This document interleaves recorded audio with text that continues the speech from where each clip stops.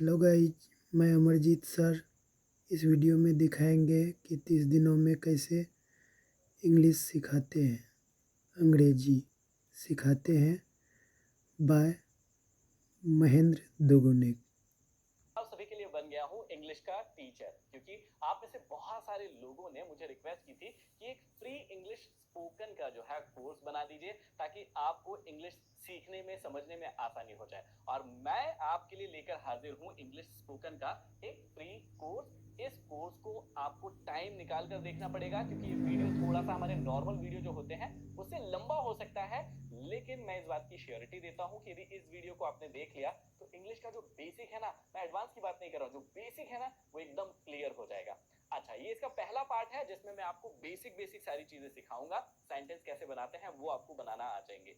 लेकिन इस वीडियो का हमको एक टारगेट रखना होगा। इस वीडियो पे यदि आप 2 लाख से ज्यादा व्यूज कर देते हैं, 1000 से ज्यादा कमेंट कर देते हैं और करीबन 5000 से ज्यादा यदि आप लाइक कर देते हैं, तो हम इसका एडवांस मतलब आगे की चीजें भी आपको सिखाने के लिए लेकर आएंगे।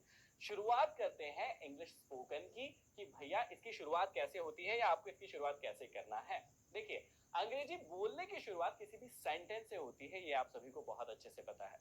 देखिए, जब मैं भी छोटा था और अंग्रेजी किसी को बोलते हुए सुनता था तो मुझे बड़ा अच्छा लगता था, क्योंकि मैं खुद हिंदी मीडियम स्कूल से पढ़ा हूँ, सरकारी स्कूलों से पढ़ा हूँ। और वहां पर जो है अंग्रेजी यदि आप किसी के सामने बोलते हैं या पढ़ना सीख जाते हैं तो बड़ा अच्छा लगता था। तो जब मैं छोटा था और किसी को बोलते हुए सुनता था तो मुझे बड़ा अच्छा लगता था और मुझे भी लगता था कि मुझे सीखना है। और मैंने अपनी लाइफ के 4 महीने पूरे डेडिकेशन के साथ सुबह और शाम मिलाकर एक कर दिया। और मैंने अच्छे से, सिर्फ 4 महीने के अंदर मैंने अच्छे से इंग्लिश बोलना सीख लिया था। लेकिन उसकी शुरुआत कहां से हुई, शुरुआत कैसे होती है? यदि आप भी अंग्रेजी बोलना सीखना चाहते हैं तो उसकी शुरुआत होती है किसी भी सेंटेंस या वाक्य से जो कि हिंदी में है। अब देखिए, जिन लोगों ने इंग्लिश स्पोकन की क्लासेस करी होंगी उनको भी बड़ा मजा आने वाला है कि आपके लिए भी होमवर्क होंगे यहाँ पर कि आपको वो सेंटेंस बनाकर दिखाना है। तो जैसे यहाँ पर एक सेंटेंस है, मैं घर जाता हूँ, ये एक सेंटेंस है। इसकी आपको क्या करना है, ट्रांसलेट करना है इंग्लिश में। तो आप क्या कहते हैं, आई गो टू होम। अब अभी आपको शुरुआत में बेस से ही सिखा रहा हूं ताकि आपका पूरा बेस क्लियर हो जाए, ताकि आपको मजा आए। आगे जितने भी सेंटेंस बनाने सीखने हैं या इंग्लिश बोलना सीखना है या पढ़ना सीखना है तो उसमें बड़ा मजा आने वाला है। इस वीडियो में लास्ट तक बने रहिएगा। तो शुरुआत होती है कहीं से भी, कहीं से कहां से, एक सेंटेंस है जो कि हिंदी में होता है, जो कि आपके मन में आता है, थॉट में आता है। और वहीं से आप कोशिश करते हैं उसका इंग्लिश में ट्रांसलेट करने के लिए। यही एक प्रोसेस होती है। हिंदी का सेंटेंस आपके दिमाग में आता है, आप उसको ट्रांसलेट करते हैं इंग्लिश के सेंटेंस में, और फिर आपकी जुबान के जो है इंग्लिश का सेंटेंस पूरा बन के आता है। अब आपको बेसिक जो समझने की कोशिश करना है वो सबसे पहले ये करना है कि ये हिंदी का सेंटेंस कैसे लिखा जाता है, मतलब उसका स्ट्रक्चर क्या होता है। क्योंकि हिंदी का जो सेंटेंस हम बोलते हैं ना, बचपन से हम ऐसे ही बोलना सीख गए क्योंकि हमारे माँ बाप ने हमको प्रैक्टिस करवा दी।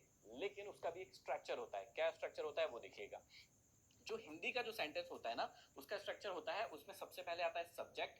अभी आपको समझ में नहीं आए तो बिल्कुल चिंता मत करिएगा, मैं ये तीनों चीजें समझाऊंगा। तो सबसे पहले हिंदी के सेंटेंस में आता है सब्जेक्ट, उसके बाद आता है ऑब्जेक्ट और उसके बाद आता है कोई भी वर्ब। जैसे हमने यहाँ पर हिंदी का एक सेंटेंस लिखा है तो यहाँ पर सबसे पहले क्या आया है, मैं मतलब एक सब्जेक्ट होता है।